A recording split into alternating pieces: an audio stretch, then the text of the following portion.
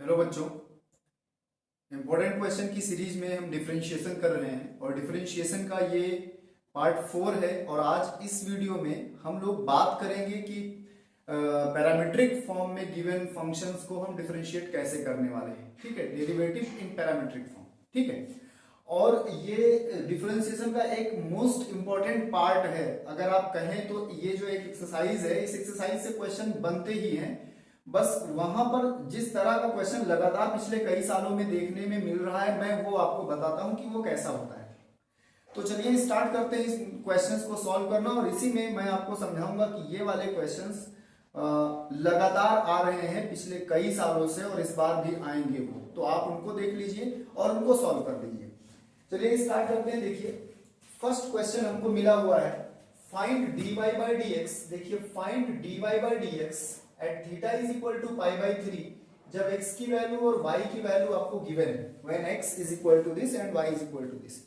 जैसा कि पिछले वीडियो में आपने देखा कि जब हम किसी फंक्शन को दूसरे फंक्शन के रिस्पेक्ट में डिफरेंशिएट करते हैं तो पहले उस फंक्शन को with respect to x differentiate कर लेते हैं, फिर दूसरे वाले को विद रिस्पेक्ट टू x कर लेते हैं और फिर डिवाइड करते हैं।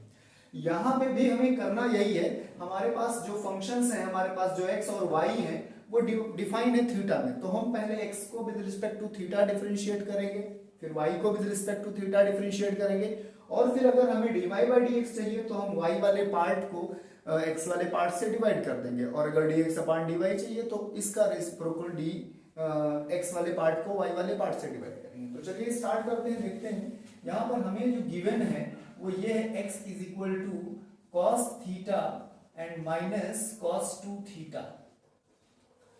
तो एक तो ये हमको गिवन है, और एक यहां पर हमें गिवन है y equal to sine theta and minus sine 2 theta. उन्होंने कहा कि find dy by dx with respect to dy by dx at theta is equal to pi by 3। तो चलिए सॉल्व करते हैं, डिफरेंशिएट करेंगे इसको विद रिस्पेक्ट टू थीटा। आपको अच्छे से पता है cos का डिफरेंशिएशन माइनस साइन थीटा होता है, cos 2 थीटा का डिफरेंशिएशन माइनस साइन 2 थीटा होगा, इसको प्लस कर देगा, और 2 थीटा को भी हमें डिफरेंशिएट करना होगा क्योंकि आप जानते हैं कि यहां चेन रूल काम करता है डेरिवेटिव में। तो एक तो वैल्यू ये हो गई। दूसरी अगर हम बात करें dy by d थीटा की, तो dy by d थीटा में cos हो जाएगा साइन का डिफरेंशिएशन, और यहाँ 2 और cos 2 थीटा ही आएगा। ये इक्वेशन 1 है, ये इक्वेशन 2 है। अगर आपको चाहिए dy by dx तो आपको यहां लिखना होगा dy by dx is equal to dy by d theta upon dx by d theta. और साथ में मैं आपको बताऊं, चलिए ये वाला स्टेप कर लेते हैं फिर अपनी बात पे आते हैं। तो dy by d थीटा का मतलब है cos 2 थीटा, और cos theta and minus 2 cos 2 theta ये, और यहां पर आप देख सकते हैं 2 sine 2 theta and minus sine theta. ठीक है, आपको यहां पे ट्राइग्नोमेट्री करने की कोई जरूरत नहीं है कि चलो ट्राइग्नोमेट्री करेंगे सॉल्व करेंगे, कुछ भी नहीं करना है। बस एक बात जो उन्होंने यहां बताई थी उसको याद रखिएगा। उन्होंने कहा था कि थीटा की वैल्यू पाई बाई 2 पर निकालिए, तो आप पाई बाई 3 पर निकालिए। तो जब थीटा की वैल्यू पाई बाई 3 है आप यहां लिखने वाले हो, तो चलो देख लो कि बाकी चेंजेस होने वाले क्या है। जैसे ही आपने यहाँ पर थीटा की वैल्यू पाई बाई 3 लिखा तो आप लिखोगे dy by dx at theta is equal to pi by 3 is equal to, देखिए cos पाई बाई 3 हो जाएगा, माइनस 2 cos 2 पाई बाई 3 हो जाएगा, अपॉन 2 साइन 2 पाई बाई 3 हो जाएगा, and minus sine pi by 3 हो जाएगा। सभी की वैल्यूज हमें क्लियरली आती हैं कि क्या होंगी। जैसे कि पाई बाई 3 का मतलब 60 होता है, तो cos 60 1/2 है, माइनस 2 लिखिए, और ये है 120, तो 120 का मतलब माइनस 1/2 है, आप जानते ही हैं। यहां पर साइन 2 पाई बाई 3 की वैल्यू अगर आप कैलकुलेट करते हैं तो साइन 30 के बराबर आने वाली है, एंड साइन 30 इज 1/2, आप सबको क्लियर है। तो 2 इंटू 1/2, एंड यहां पर तो बच्चों साइन 30 फिर से लिखा हुआ है, तो इसकी वैल्यू 1/2 ही होगी। ठीक है, सॉरी, देख लेते हैं, ये साइन 60 लिखा हुआ है, इस बात को समझ लीजिए। तो 2 पाई/3 मतलब साइन 120 कैलकुलेट कर लेते हैं, ठीक है, कंफ्यूजन ना रहे। 120 और इसका मतलब साइन 90 प्लस थीटा, तो ये तो सही है, साइन 30 आया, साइन 30 की वैल्यू 1/2, बट साइन 60 की वैल्यू √3/2 होती है, तो ये बात समझनी थी। अब थोड़ा सा सिंप्लीफाई करिए, देखिए ये माइनस इस माइनस को कैंसिल कर देगा तो 1/2, और ये इसको कैंसिल करेगा और +1 आएगा, याद रखिएगा। नीचे ये इसको कैंसिल करेगा तो 1 माइनस √3/2 आएगा। थोड़ा सा आप और सिंप्लीफाई करोगे तो 1 + 2/2 ये हो गया, एलसीएम लेने पर यहाँ 2 माइनस √3/2 ये हो गया, एलसीएम लेने पर ये इससे कैंसिल, 3/2 माइनस √3 ये वैल्यू आई। आपको अगर आपको इसको रेशनलाइज करना है तो आप क्या करने वाले हो, इसको 2 + √3 से मल्टीप्लाई एंड 2 + √3 से डिवाइड करोगे, और इस तरह से वैल्यू कितनी आएगी, 3 + 2√3 एंड अपॉन 1 आएगी, बिकॉज नीचे 4² - 3 आएगा। तो देखिए dy/d थीटा की dy/dx की वैल्यू है थीटा = π/3 कितनी आ गई, ये देखिए 3 × 2 + √3 आ गई। तो इस तरह के क्वेश्चन बनते हैं। अब जो सबसे इंपॉर्टेंट बात है वो मैं आपको बताता हूं। ये लोग इस तरह का क्वेश्चन आपको दे देंगे, फिर कहेंगे फाइंड dy/dx, ये थोड़ा सा कम इंपॉर्टेंट है।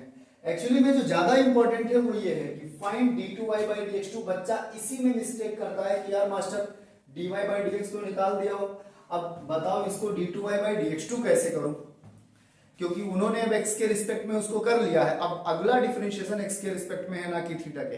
तो उस प्रॉब्लम को खत्म करेंगे आज हम लोग इस क्वेश्चन के साथ, और उसकी प्रैक्टिस कर ही लेना, लिख के ले लो, पिछले पेपर पलट लो, देख लो, आता ही है और आएगा ही, ठीक है।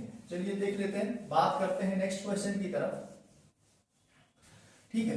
तो जो नेक्स्ट क्वेश्चन है बच्चों, उसमें हमें क्या करना है वो देखिए। वो कह रहे हैं कि d2y/dx2 फाइंड करो, कह रहे हैं कि फाइंड d2y/dx2। तो यहां थोड़ा सा आपको एक नया वो मिलेगा कि अच्छा ये भी हो सकता है। अदरवाइज बहुत बार लोगों को लगता है कि नहीं इसमें कुछ नहीं हो सकता और ये ऐसा ही रहेगा, या कुछ अपनी वाली मैथमेटिक्स वो लिख देते हैं, तो वो आप ना करिएगा। क्वेश्चन नंबर 2 है, उन्होंने लिखा है x = a cos थीटा और y = b sin थीटा लिखा हुआ है। ये दो बातें उन्होंने लिखी हैं। आपसे क्या कह रहे हैं, आपसे कह रहे हैं कि d2y/dx2 बनाइए। d2y/dx2 तक जाने के लिए dy/dx तो आना ही चाहिए। तो चलिए डिफरेंशिएट कर देते हैं विद रिस्पेक्ट टू थीटा। तो dx/d की वैल्यू हो जाएगी -a sin थीटा। कोई प्रॉब्लम नहीं होनी चाहिए किसी को। अगर हम इसको यहां डिफरेंशिएट कर देते हैं dy/d, तो माय डियर फ्रेंड ये हो जाएगा b cos थीटा। अब सोचिए dy/dx की अगर बात करें तो b cos थीटा अपन यहां लिखेंगे और अपॉन -a sin थीटा यहां लिखेंगे। वैल्यू कितनी बनेगी, -b/a, और cot थीटा बनेगी, इसको स्टार बना लीजिए, याद रखिएगा इस बात को। अब dy/dx तक आ चुके, लेकिन वो आपसे इस बार तो अलग ही सीन चल रहा है ना, कह रहे d2y/dx2 बताइए। तो अब d2y/dx2 बताने के लिए इसको फिर डिफरेंशिएट करेंगे। डिफरेंशिएटिंग स्टार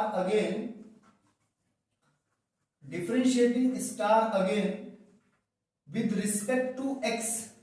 इस बार x के रिस्पेक्ट में करेंगे। तो जब x के रिस्पेक्ट में करोगे तो ये हो जाएगा d2y/dx2। अब यहां देखो ये तो कांस्टेंट है, कॉट का डिफरेंशिएशन माइनस कॉसेक स्क्वायर होता है, लिखोगे, और थीटा का with respect to x differentiation d(θ/dx। ये जो आप देख रहे हो ना, इस बात को भूलना नहीं, ये बहुत इंपॉर्टेंट है।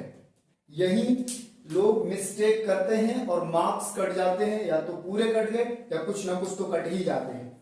तो d2y/dx2 = -b/a and this. Alright, अब आपको ये कैसे एलिमिनेट करेंगे, इसको गायब करना है, तो इसके लिए थोड़ा सा आपको पिछले स्टेप्स और को ध्यान में रखना होगा। देखिए ये आप देख रहे हैं, ये क्या है, ये लिखा है dx/dθ।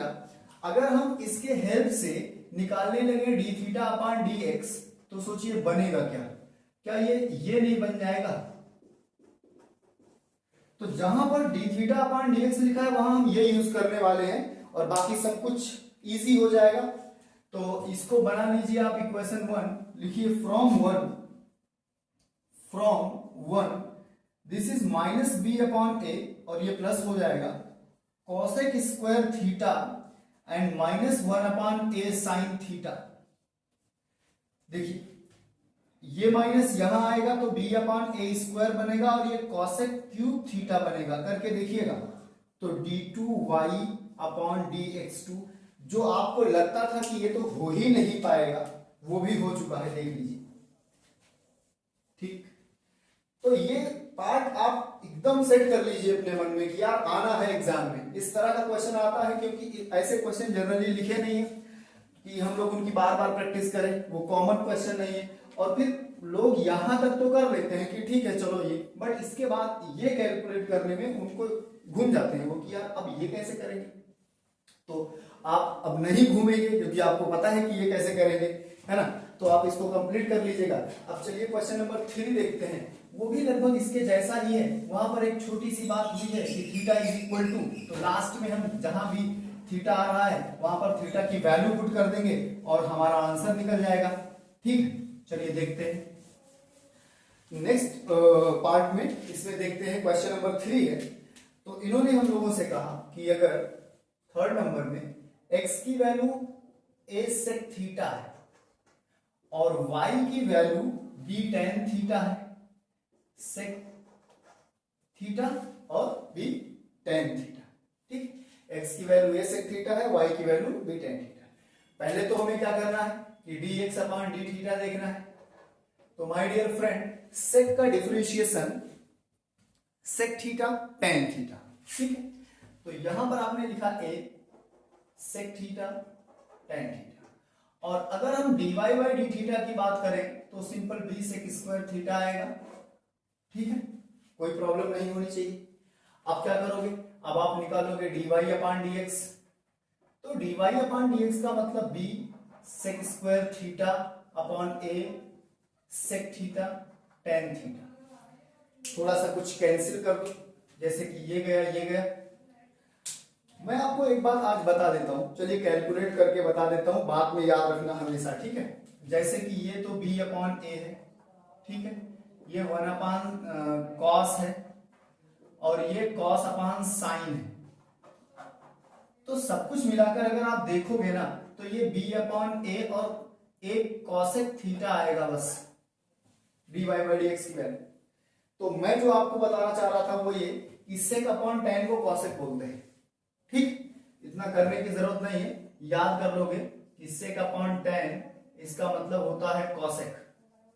ठीक है, इतना तो याद रख ही सकते हो। ओके, अब देखो थीटा की वैल्यू पाई बाई 6 लिखनी है, पर जल्दबाजी नहीं करना। अभी अपने को dy बाई dx नहीं चाहिए था, अपने को चाहिए d2y बाई dx2। कहीं इसी में पुट कर दिया तो सब चला जाएगा। ठीक है, तो जब अपने को ये नहीं चाहिए था तो जो चाहिए था उसकी तरफ चलते हैं। तो चलिए स्टार्ट करते हैं। अभी इसको और थोड़ा सा आगे बढ़ते हैं। स्टार बनाया, इसको फिर से डिफरेंशिएट करा, तो d2y बाई dx2 आप वहां पे लिखते रहना, differentiating with respect to x again and all. ठीक है, ये सब लिखते रहना। ठीक है, तो this is b upon a minus cosec theta cot theta, ये बना, और थीटा का differentiation d theta by dx। ये चिन्ह स्टेप भूलना नहीं, बहुत काम का है, भूलोगे तो आंसर खराब कर देगा और मार्क्स वॉक्स भी जाएंगे। तो इस चिन्ह स्टेप की वैल्यू कहीं पर लिखी होगी, ये इसको उल्टा करोगे ऐसे तो 1 अपॉन सेक और tan आएगा। और मैं तुम्हें बता चुका हूं कि कुछ भी ट्राइगोनो नहीं करनी है, उसमें बस लास्ट में ये वाली वैल्यू पुट कर देनी है। तो ट्राइगोनो करके अपने को फंसाना नहीं है। ठीक है, तो चलो समझते हैं इस बात को। This is minus B upon A और यहां हो गया cosec cot into 1 upon A और यहां हो गया a sec और tan। ठीक है, जो जैसा लिखा हुआ है इसको सब ऐसे रहने दो। बस क्या करना है, थीटा की वैल्यू क्या लिख देनी है और उसके रिजल्ट देख लेने हैं। थीटा की वैल्यू पाई बाई 6 लिख देनी है। ठीक है, तो पाई बाई 6 लिख देनी है। तो देखो मैंने लिखा minus B upon a, pi by 6 का मतलब कितना, 30 डिग्री। तो कॉसेक 30 डिग्री तो 2 होता है और कॉट 30 डिग्री 1 बाई रूट 3 होता है। Into 1/a। सेक 30 डिग्री का मतलब 2/√3 होता है, और tan 30 डिग्री का मतलब 1/√3 होता है। tan 30 डिग्री का मतलब 1/√3 और cot 30 का मतलब √3 होता है। आपको हुई असुविधा के लिए खेद है, ऐसा होता है। ठीक है, अब चलिए कुछ कटम बटम हो जाए। देखिए ये डिलीट हो गया। ठीक है, तो यहां जो वैल्यू मिलने वाली है -b/a² होगी। ये दोनों 3 हो जाएंगे और इसके पास चले जाएंगे तो 3√3। ये देखिए आंसर हो गया आपका। ठीक, मेरी इतनी बात समझ में आई। तो ये वाले पार्ट आप देख लेना, क्योंकि ये एग्जाम में आएंगे, आते ही हैं। d2y/dx2 निकालना जब वो पैरामीट्रिक फॉर्म में हो। अब देखिए यहाँ पर एक स्टार बना देता हूं। ठीक है, एक जबरदस्त क्वेश्चन है जिसको अपन जेके स्टाइल में सॉल्व करेंगे। ठीक है, ऐसे जनरली तो वो लॉग लेकर होता है, बट तुम लॉग लोगे तो परेशान हो जाओगे, एकदम पक्की बात है, वो तुमको बहुत दूर तक घुमाएगा। तो अपन उसको चिंदी बना के करेंगे। बहुत छोटा क्वेश्चन है, देख लेते हैं। ठीक है, ये बात समझ आ गई होगी, आंसर भी आपने देख लिया होगा। चलिए क्वेश्चन नंबर 4 देख लेते हैं इस पार्ट का, और वो एक अच्छा क्वेश्चन है और आपके एग्जाम में बहुत बार आया होगा, होम एग्जाम में, प्री बोर्ड में, यूटीज में, टेस्ट में, क्लास टेस्ट में, क्योंकि टीचर का क्रश है वो तो मिल ही जाता है उसको कि ले भाई तू निकल इधर से चल।